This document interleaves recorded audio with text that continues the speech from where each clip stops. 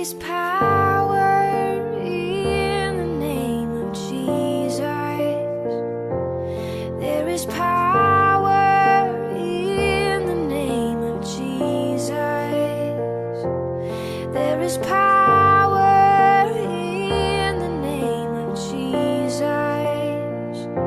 to break every chain, to break every chain, to break every chain, to break every chain, to break every chain, to break every chain.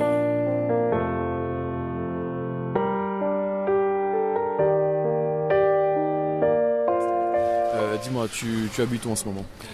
À Villejuif, dans un hôtel social. D'accord. Dis-moi, est-ce que tu peux nous raconter quelle était ta vie avant, à quel moment elle a basculé, et maintenant quelle est ta situation au jour d'aujourd'hui? Alors très très compliqué. Les conséquences qui m'ont amené dans la rue.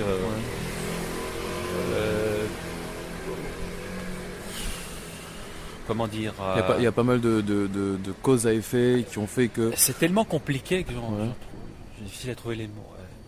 C'est les relations avec la famille. Ouais. Surtout qui m'ont fait prendre une décision, si tu veux,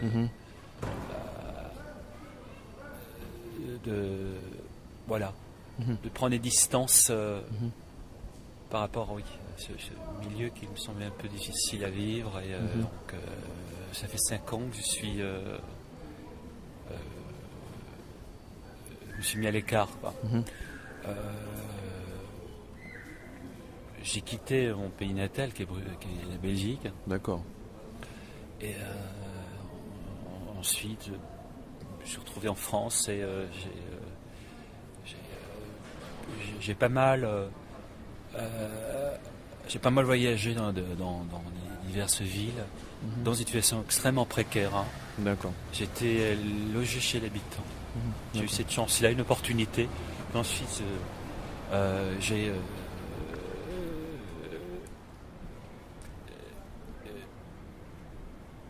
voulu retrouver mon indépendance, donc j'ai pris la décision de changer d'endroit avant de venir ici à Paris. D'accord. Donc il y a eu des foyers, beaucoup de foyers. D'accord. Et le dernier en date, c'est... je vais citer le lieu, c'est la Mite-Pain, où je suis resté 2 ans, puis la réinsertion, la recherche d'un emploi, et me voici à l'hôtel social. Voilà. D'accord. Et du coup,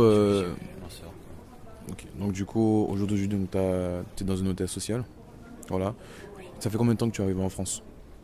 Ça fera 5 années. Ça fait 5 ans, d'accord. Et du coup, est-ce que depuis, tu as toujours été dans une situation un peu difficile, un peu précaire, dès ton arrivée en France? Ouais. Ouais. C'est une décision. J'ai pas demandé de l'aide à la famille. Je me suis pris en charge et D'accord. je dirais pas que la solitude n'est pas pesante, mais elle est peut-être bénéfique. Ça m'a aidé dans beaucoup de choses d'être seul, de connaître la précarité. Pour moi, ça m'aide à m'aider à renoncer à pas mal de choses, aux choses futiles. Avant, je trouvais pas ma voie, donc c'était encore tout aussi précaire finalement, même quand on ignore peut-être qu'on n'est pas sur la bonne voie. Or, en connaissant la précarité, et puis la solitude, on cherche. On cherche autre chose, comme tu dis. On va vers l'essentiel. Voilà, les choses essentielles. Les choses essentielles. Voilà. Ma part, les choses importantes, les choses essentielles dans la vie. Ouais. Pour ma part, j'ai pu travers une association évangéliste. On y est, hein, sur La mission des évangélistes sans logis, oui. Place Sainte-Marthe, on est ici. Il y a 5 ans. C'est les premiers à m'avoir accueilli. D'accord. Donc ça veut dire que depuis 5 ans, en fait, tu viens ici, tu fréquentes... 5 ans, j'écoute la parole, puisque les cultes, les dimanches-soirs, des réunions bibliques les mercredis après-midi, donc conséquent, tu écoutes la parole. Oui. D'accord. Ok. Je suis habitué à écouter la parole. Ça m'a fait du bien. Et ça, voilà. Pour toi, quelle était en fait ta relation avec Dieu avant de fréquenter justement cet endroit de la mission des sans-logis? Très lointaine. Très lointaine, d'accord. Donc cette notion de Dieu, en fait, elle était très lointaine pour toi. Est-ce que tu pouvais quand même pouvoir penser... est-ce que ça t'arrivait plutôt de te poser des questions sur Dieu avant d'arriver dans cette structure? Il était très loin. Je l'ignorais pas, mais il paraissait inaccessible. D'accord. C'est le sentiment qu'on a souvent quand quand la parole nous est pas enseignée. Ouais. Si on ne fait pas de démarche. Donc toi, j'ai connu extrêmement. J'ai connu les angoisses de la solitude sans Dieu. Vraies angoisses, quoi, de sentiment de perdu, si tu veux. Voilà. Oui, il y a la peur, évidemment. On se croit perdu. Ouais. D'accord. Totalement perdu. Donc du coup, qu'est-ce que tu faisais? Qu'est-ce que tu te disais? À quoi tu pensais quand tu étais dans cette situation où tu te sentais seul, tu te sentais perdu, tu te sentais en plein stress, en pleine peur en fait? Quel était le cri de ton cœur en fait?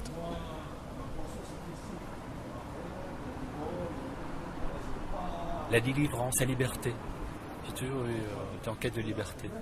En quête de liberté. En quête de paix. Mais je la trouvais pas. Je la trouvais pas sans la parole. Je la trouvais pas. J'aimais les relations humaines et je me suis rendu compte que je me suis trompé en fait. Au lieu d'exprimer un amour inconditionnel à notre Dieu, Amen.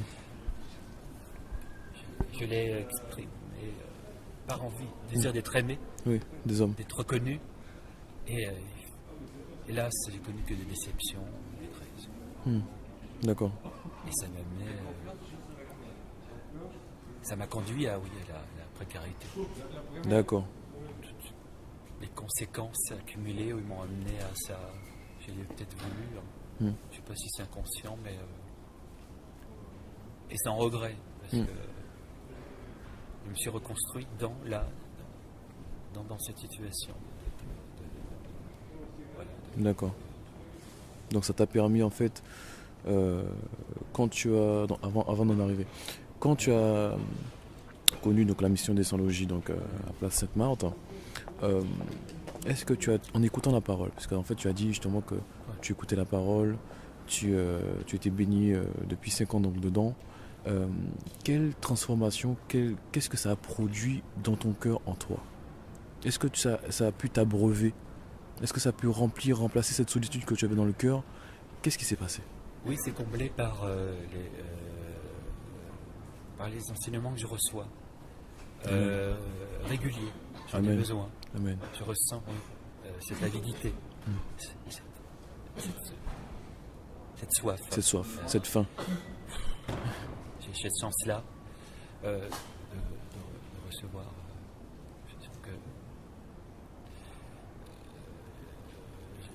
L'intelligence que je n'exploitais pas bien à l'époque, mon intelligence, je la remets à Dieu.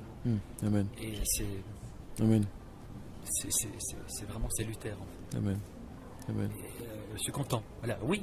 Alors, en parlant de délivrance, il y en a une, c'est qu'enfin je sais que cette intelligence lui est confiée. Écoute et intelligence lui est confiée maintenant. Et, voilà. Je fais une démarche contraire à celle que j'ai connue et qui me... D'accord. Et du coup, maintenant, au jour d'aujourd'hui, si tu veux faire justement une comparaison, quels sont les adjectifs que tu pourrais employer, quels sont les mots que tu pourrais employer pour comparer ton avant et maintenant ta relation avec Dieu?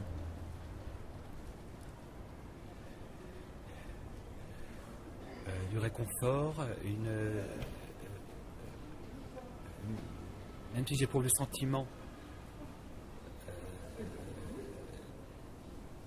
étrange d'être seul, de vivre un abandon avec les hommes, j'éprouve en moi le réconfort de consolation. Mais j'ai encore besoin, j'ai besoin permanent d'être rassuré par le biais La parole de l'évangile et des enseignements. des enseignements. Voilà. D'accord. C'est permanent. J'ai besoin. D'accord. Ça m'aide à moins à supporter la solitude. Voilà. D'accord. Est-ce que des fois est-ce que tu as eu un recours plus ou moins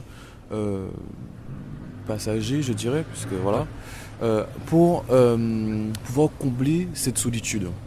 Est-ce que parce qu'il y a certains en fait qui peuvent utiliser l'alcool pour combler la solitude, ou pour même noyer la solitude, la drogue, les femmes, tout ça, mais est-ce que tu as eu un recours ou autre? Non. Pas de dépendance. Seule dépendance, c'est Jésus. Oui. Même avant. Voilà. Ouais. Je souffrais, mais je la comblais pas par ces addictions. D'accord. France, c'est vraiment.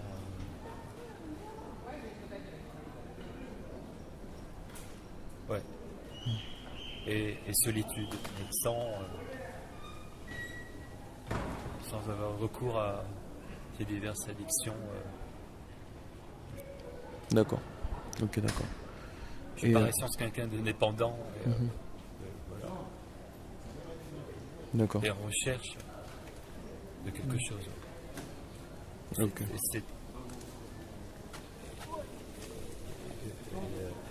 Et je la comble quotidiennement par la parole. Heureusement, voilà,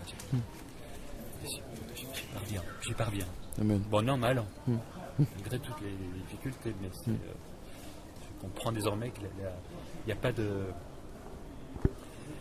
Il n'y a pas de. Sans souffrance, sans difficulté de la vie, il n'y a pas de. On n'établit pas une vraie relation. Quoi. Exactement.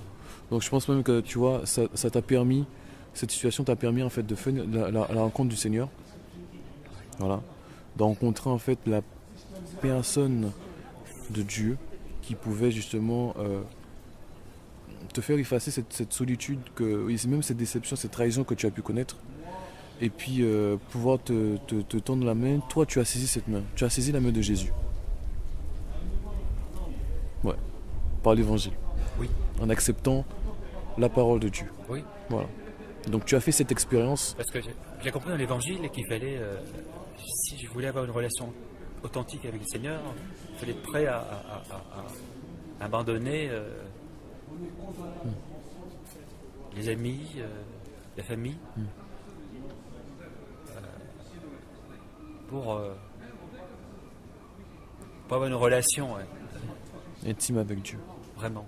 C'est vraiment ma quête, quoi. Donc tu as soif de sacrificiel, je sais pas si c'est le Père demande, le Seigneur me demande une relation sacrificielle. Je crois que je suis dans cette démarche-là. Oui, mais je le dis en toute modestie, hein. Oui. Mais au fond de moi, oui, je pense que c'est très fort. C'est merveilleux. Je sais pas, je connais pas je sais pas. Je vis jour le jour. Oui. D'accord. Avant. J'apprécie chaque jour et avec l'espoir d'être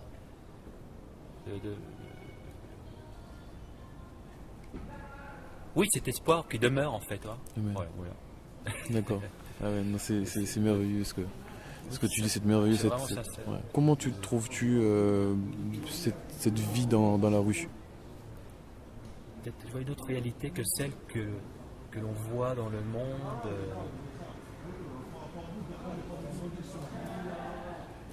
Voilà, dans la société, quoi. Toute autre réalité, plus brute, plus Ouais.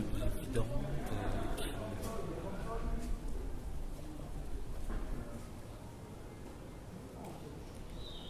Oui. Mais c'est peut-être une bonne solution pour moi. Personnellement, c'est une solution. Ça permet de prendre du recul. Et là, depuis, tu vis une relation avec le Seigneur, avec Jésus. Et Plus en plus personnel. C'est Plus en plus personnel. choix. D'accord. Les conditions me permettent, des conditions difficiles. te permet. Ok, d'accord. Je ne serais pas capable d'arriver à ce stade si ma vie serait tout autre. D'accord. J'ai été dans le confort. Comme j'avais tendance à me complaire. Donc, oui. Donc ça t'a permis, ça t'a vraiment permis en fait, le Seigneur a utilisé ce moyen pour voir en fait que t'attirer à lui, te faire entendre justement ça. Surtout en étant en étant loin de la famille, ça m'a encouragé, vraiment. D'accord. Et cependant, je prie pour la famille. Amen. J'éprouve de la peine, mais c'était une solution. C'était la seule solution. D'être courageuse.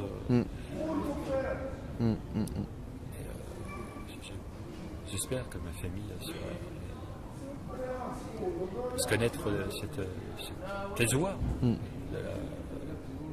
Cette joie qui vient de ce Dieu, ce bonheur qui vient de ce Dieu, cet amour même. Et du baptême, parce que Ouais. je l'ai pas, c'est vrai, je l'ai pas annoncé, je me suis fait baptiser cette année, Ah oui, le 7 juin. ah oui, félicitations, gloire à Dieu. Je suis fier. Voilà, C'est merveilleux. J'avais cette envie Ouais. de paix, d'avoir une vraie relation, je l'ai prouvé par Par le Seigneur. par ce geste. Ouais. Est-ce qu'au jour d'aujourd'hui, Publiquement, ouais, en relation avec la Dieu. relation avec le Seigneur. Donc au jour d'aujourd'hui, est-ce que tu peux dire que tu es enfant de Dieu? Ah oui. Ouais. Ah oui, parfaitement. Est-ce que tu peux aussi... Sans hésitation. Amen. Est-ce que tu peux également confirmer en fait que Dieu veut et peut également toucher des personnes qui sont dans des situations précaires? C'est pour ça que je le fais, même si c'était... c'est pour ça que je témoigne aujourd'hui. Voilà. Même si je n'éprouvais pas l'envie et le courage, je le fais parce que j'ai prié pour que le Seigneur m'inspire. Amen. Pour le plus... pour le plus sincère possible. Quand les autres sont malheureux, n'ont pas... ne connaissent pas les joies de la guérison. J'ai beaucoup de peine, quoi. Donc j'espère que mon témoignage peut permettre La guérison des cœurs sensibiliser des amis qui sont... trop durs. Je ne vais pas trop me plaindre, moi, parce que c'est trop dur en ce moment. Les mondes deviennent de plus en plus durs, donc il est d'autant plus important de témoigner. Il faut sans hésitation. Amen. De cette vie cette vie changée, cette vie transformée. Ouais. Maintenant, en gros, je pourrais même te dire en fait que tu n'es plus seul. Et Jésus est avec toi. Absolument, oui. Ouais. Oui. Absolument, amen. Je suis...